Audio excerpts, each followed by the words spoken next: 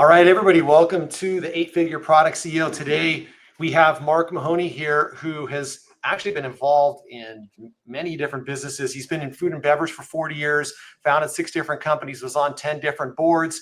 But 7 years ago, he joined a family coffee roasting business, coffee beverage business, and bought out his brother. And we're going to focus on building leadership teams that actually care. Mark's going to share his insights on how to build the best leadership teams, how to keep that family business feel and not kill it with the corporate feel that some companies grow into.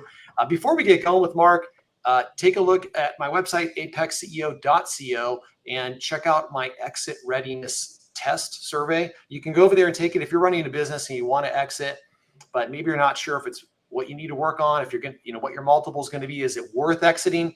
Take the survey. It'll take you like 5 minutes.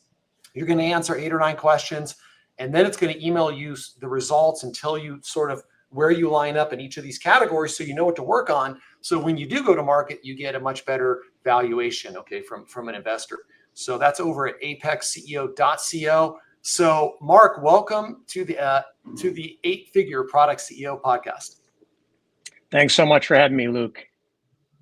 All right, so Mark, we're going to talk about leadership. There's a lot of things you could talk about, but do you want to start off with just a quick background, right? I mean, you've been involved in so many different businesses, so kind of catch us up, from your experience to where you are now, if you can do that.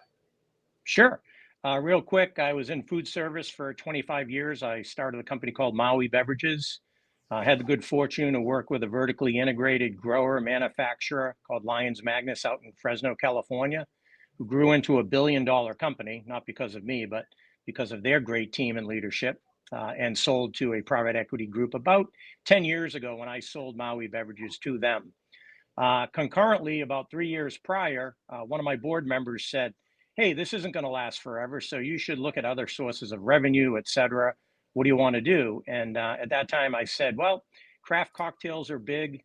So I, along with my partner and co-founder, Brian Powell, started a craft cocktail mixer company called Powell and Mahoney. And we were one of the fastest growing all natural cocktail mixer companies in the country for about 5 years. That led into a manufacturing concern called Vermont Bottling up in Vermont, which we turned into a 35,000 square foot hut fill facility. We co-packed for Williams-Sonoma, Loblaws, a bunch of private label accounts. And I ended up exiting that business 7 years ago to a family fund based in Chicago. And that was at the same time that I was buying my younger brother out of Atomic Coffee. My 2 younger brothers, John and Andy Mahoney, started Atomic 28 years ago. Andy wanted to move to Florida, and I bought him out of the business. I brought in my younger son, Logan, who was graduating from Bentley University. And we've scaled that business to a multiple of 10x. We're now we were at about 2,500 square feet and 5 employees at that time. And we're now at 35,000 square feet and 35 employees. Wow, that's an amazing story. So Mark, we're going to talk about the leadership, but before we get into it, how many exits have you had? And could you sort of just summarize your playbook? I mean, you brought your skills to multiple companies and been successful. How do you kind of summarize what do you do? How do you think? So I think, there's no perfect formula, but what I saw at Maui was there were a couple of companies that were being co-packed with Lyons. Oregon Chai was one, and Jet Tea was another. And I was with Lyons, growing that category throughout the United States. We were in 10 countries, actually. And I saw Jet Tea and Oregon Chai sell out to Kerry, so Kerry Food Service. And, at that point, it was probably 20 years into our relationship. And I said, geez, what am I doing? These guys have only been around for 5 or 6 years and they're selling out for 20 million. I need to get my act together. So what I did was I reached out to some much more experienced guys in the food service world that were running companies like Island Oasis, locally, Very Fine Juice, and things like that. And that was the first time in 20 years that we actually structured a board and basically when I met with these guys, they said, well, why do you want a board? You're doing great. You're making money and You don't have to answer to anyone. I said, that's the problem. We don't have anyone to answer to. We didn't need a bank because we're, cash flowing positively, through that whole time. And I said, yeah, we need structure. I had the good fortune to meet, some great people along the way. And one of them was a turnaround guy out in Napa, Maury Myers, who turned around like Aloha Air. His last big deal was Waste Management Systems. Mm. And he bought a co-packer with his son-in-law out in Napa. And I was meeting with him and I said, what did you do differently than everyone else that you were able to have this great successful career, spanning generations and decades? And he said, well, if you read my book, the summary of that book is you can't manage without measurement. And I believe that Warren Buffett, uses that same, Mm. mantra. And so, we had to get very fiscally responsible at that time. And, we put in a whole host of KPIs and measurement tools to make sure that, we were doing the right thing. And fortunately, I had the right type of investors that were patient and bought into, our mission, et cetera. And, between what I started and my wife was on the other side of the counter. She was running cafes. She had 9 cafes throughout the span of her career, and at different times and points in her career and life, she'd say, I think we should sell this one," and she would be retired for a little while, and then after a year, say, "I think I want to open another one over here," and uh, and so things became somewhat formulaic, right? So I think most businesses are formulaic once you get into, under the hood of the business to see what works, what doesn't work. And, there's also a very creative side. But I think one of the things that we developed was early on at Maui was, and we had the benefit of a vertically integrated manufacturer that had growing, et cetera, out in California, is a value added proposition, right? So we had the highest quality products that everyone, like, hands down, was like, oh, this is the best product out there, right? But Mhm. we had a value added proposition in pricing, so that when we went up against someone, we were usually at the same price or lower for a much higher quality and consistent product, because my partners owned all of the manufacturing, right? And through that, source of 20 years of learning, I learned a lot of things from the folks at Lions, right? And Count Walrack, who was the president when I sold the company to them, he had the saying, we need to make sure we have the right people on the bus, and we had to make sure they're in the right seat. And I saw him move people around so strategically that weren't a fit, and I would be like, oh, this guy's gone, after a year. And he'd move them into a position that they just, blossomed in. And it was great to see that. But, it was a great learning experience for me, because, when I joined that company, and we're working with them, they're a $40 million company. When I left, they were 750 million, I think, in revenue. And none of that was through acquisition, which was amazing, right? Wow. And but yeah, Yeah, that is amazing. So manage, measure what you manage, and get the right yeah, people in the right seats. yeah, And experience, right? I mean, you've been around the block, so you see a lot of things, and sometimes it's hard to even describe what it is, but it's just the knowledge that you have. yeah. And I think being, cognizant of the fact that, I had never built a $1 million company, a $10 million company. So don't be afraid to ask others that have already done that, for Hmm. help, because most businesses are very small. When you get right down to it, you're doing the same trade shows, you're seeing the same people, the C-suite, not so much, but the salespeople and everybody that's, putting in the time and the grind. Those folks move around a lot to get into the right, position, category, team, that feel good. And, you stay in touch with all those folks. And Yeah. that's been the joy of my career is, I love networking with people. And, anytime I travel, I'm reaching out to people in advance that I haven't seen in 2 years, 3 years, 5 years, right? Let's do Hmm. coffee. Let's do lunch. Let's do dinner. Let's walk the trade show floor together. And that's been great, and I've found partners that way. I've found investors that way, and I found advisors and board members that way. So it's a joy to, have folks like that you reach out to help for really dig in and get passionate about what you're doing, as well Mhm. as what they're doing. So let's jump into, building leadership teams that actually care. So what's the biggest lesson that you've learned about building a great team? So talk about, what you've done at Atomic and just building the team over there.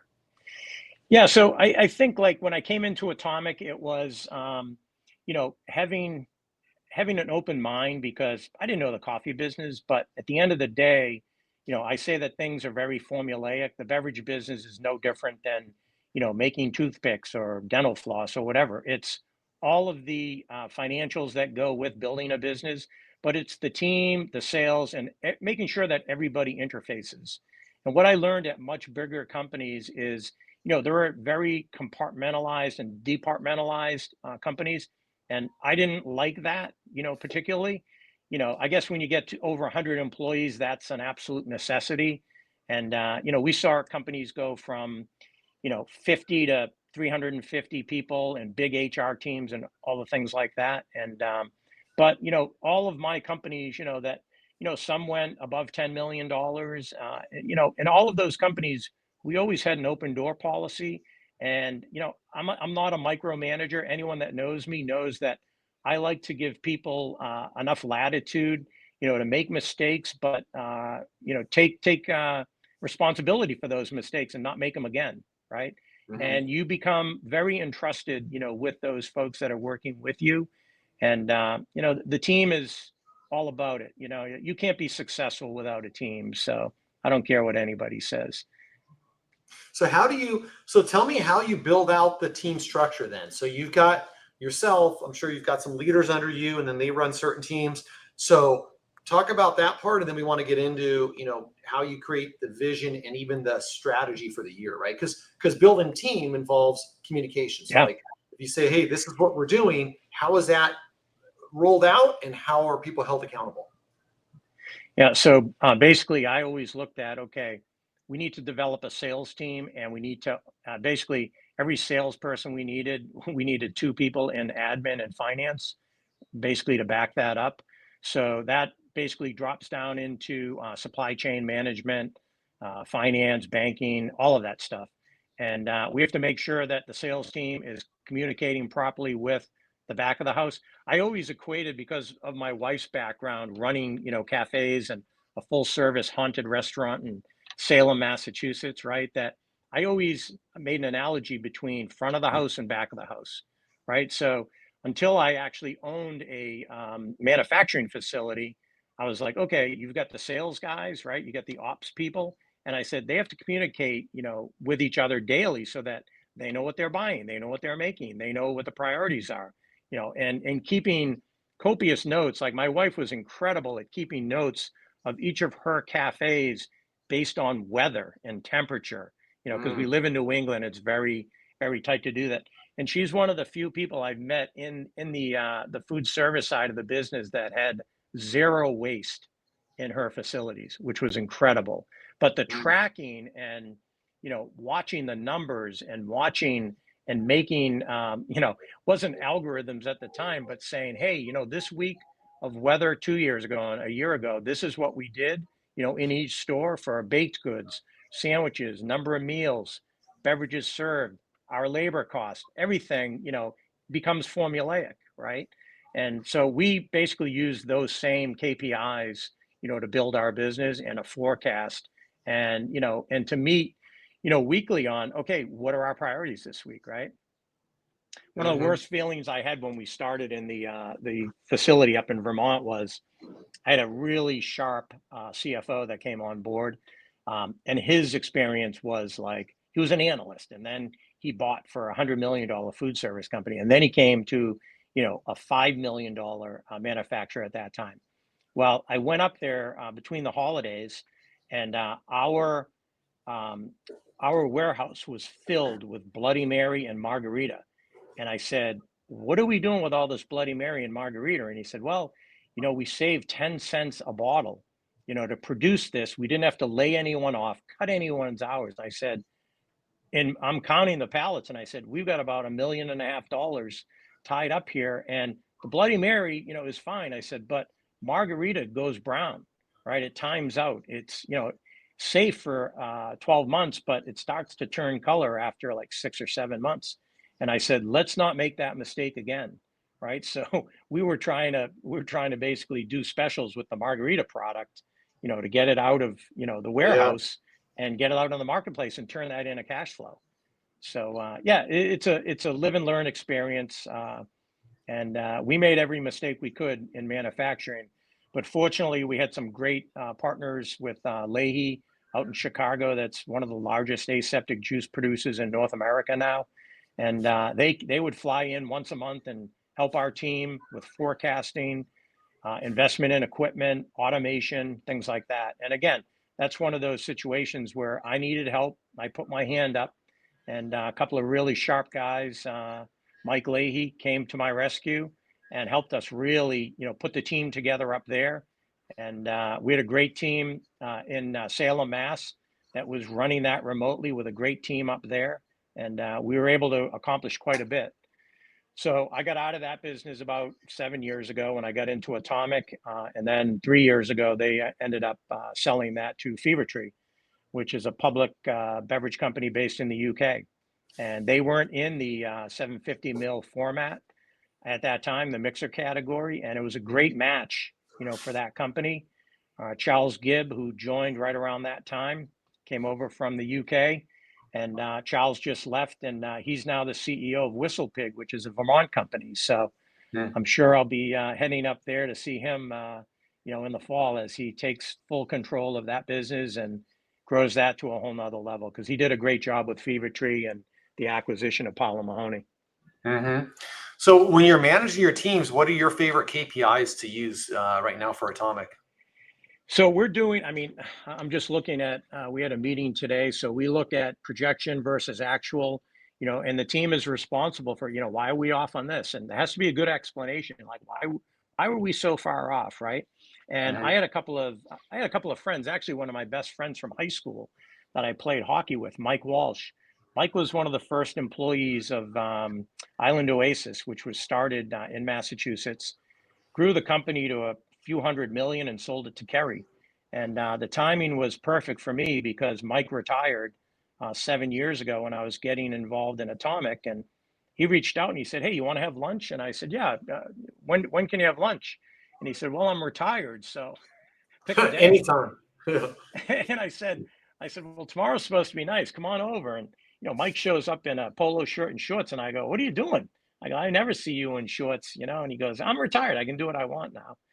And so I convinced Mike, and I said, "Hey, we've got this great business. The my brothers had built a business more on the cafe side than wholesale." And I said, "I really want to ramp up the wholesale side of this business, and I need the KPIs, to do that. And there's equipment involved, which Island Oasis had, I think, 40,000, blenders that they own the patents on out in the marketplace." And I said, "How do we track all of this stuff?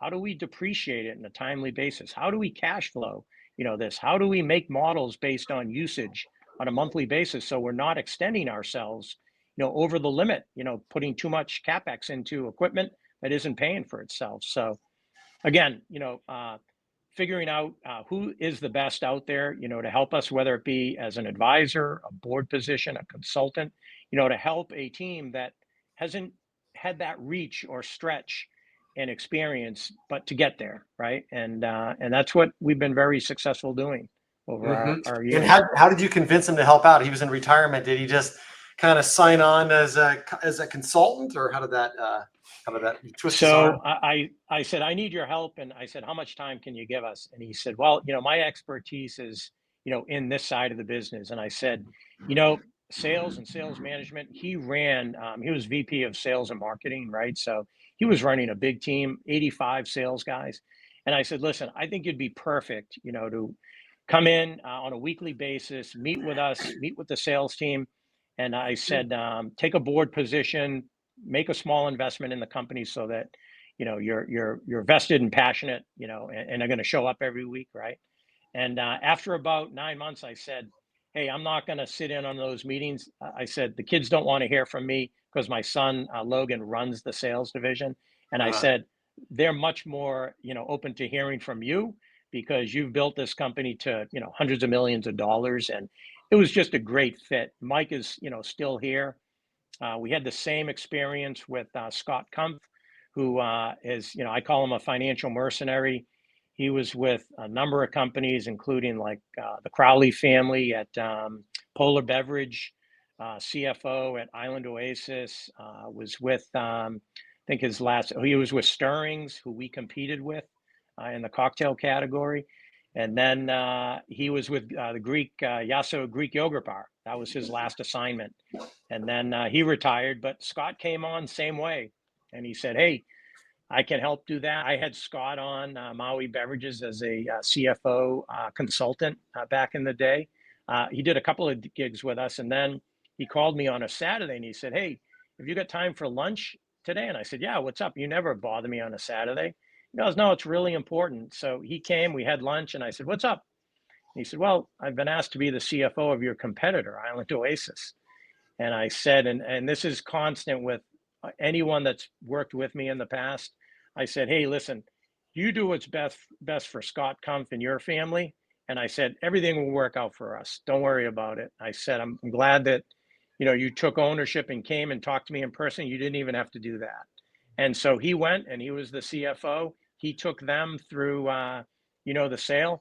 He actually did diligence on Maui Beverages when it was, they were, building their business to sell it.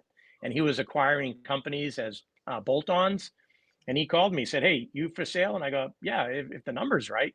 And he said, well, what do you want? And I told him, and he came in, did diligence for a week at our office.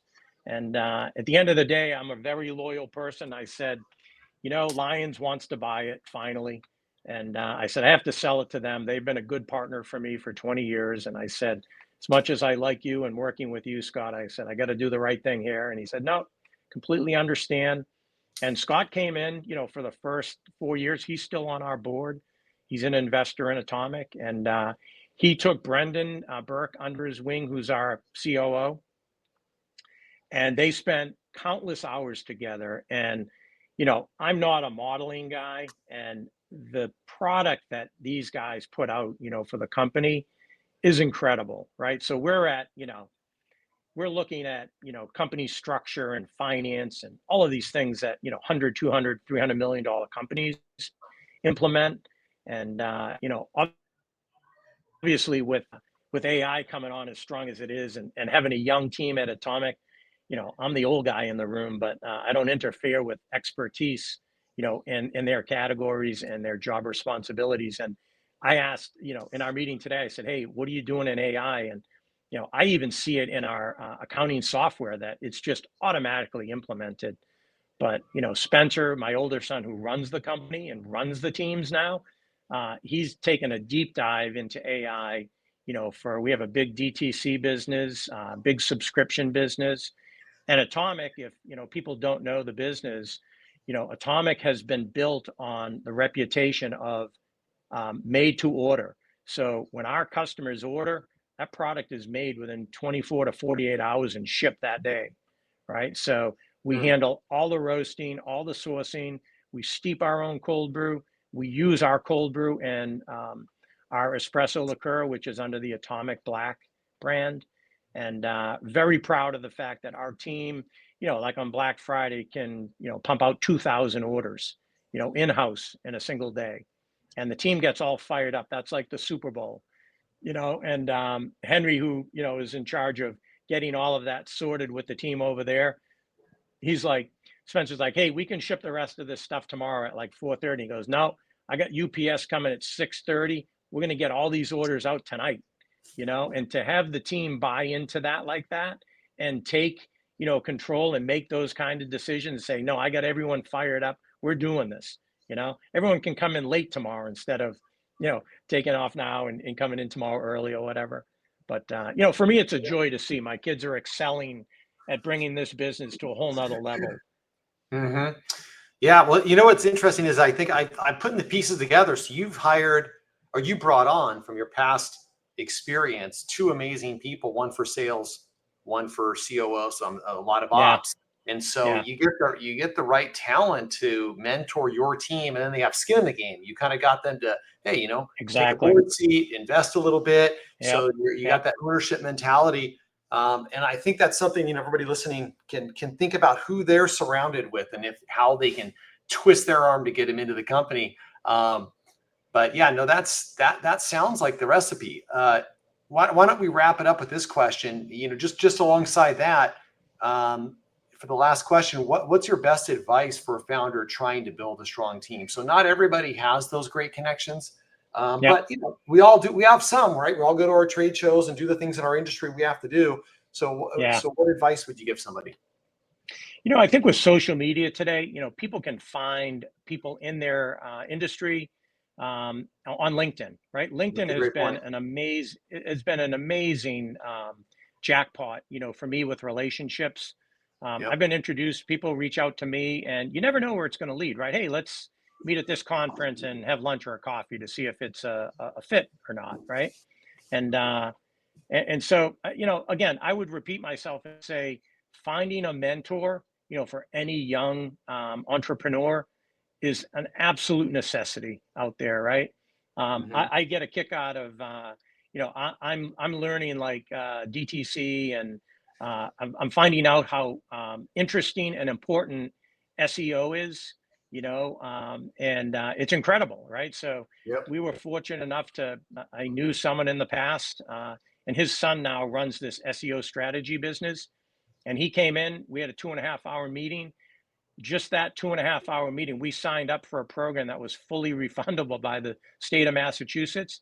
And that's showing such promise after a month with no paid ads, right? We're getting Yeah. all sorts of inquiries for co-packing, things like that. But yeah, I would find a Mhm. mentor or two in the business categories that require immediate attention, and it's great to have somebody to fall back on too. Like people reach out. Like I said, I was on 10 boards. I was on call 24/7. People call me, hey, I got this problem with it. Well, call this guy. I always had someone or two connections I could direct people to. You need labels? I got two people for you. You need fruit puree? I got three people. So Yeah. finding the depth and breadth of knowledge that you don't currently possess is very important, to succeeding in the future and where you're going with the business. Build your network. It's very important. More important today because Absolutely. everybody's, people are too isolated. Well, listen, Mark, thanks so much for being on the show. How can folks connect with you, and how can they learn more about Atomic? Yeah, so my best email and the easiest one I have out of five is Mark, MARK, at thirsty, the number one.com. And Perfect. and I'm on LinkedIn, of course. And I enjoy meeting new people in the beverage industry and category. And a lot of people ask me, like, when are you going to retire? And I'm like, hey, I don't have any really good hobbies that would be healthy for me to retire to at this moment. So I keep at it, and I'm working with some great, I basically dialed my board and advisory role down to three. I'm on Umbrella Pack out in Chicago, which is doing a great job building a hemp THC business. I'm with Smokinol, or Real Isolates, which has patented technology, which I've been using for the last 30 days, doing a non-THC gummy with their emulsion. I have a 92% sleep score for the last 30 days. I Oh don't know wow. many people that can claim that. And Hmm. so those are things that, you'll see in the next 6 months, and hopefully I'll have a hand in them and helping them grow their businesses as well. Awesome. Well, Mark Mahoney, thanks so much for being a guest on the show. Thanks, Luke, and get some surfing in tomorrow. I will. All right.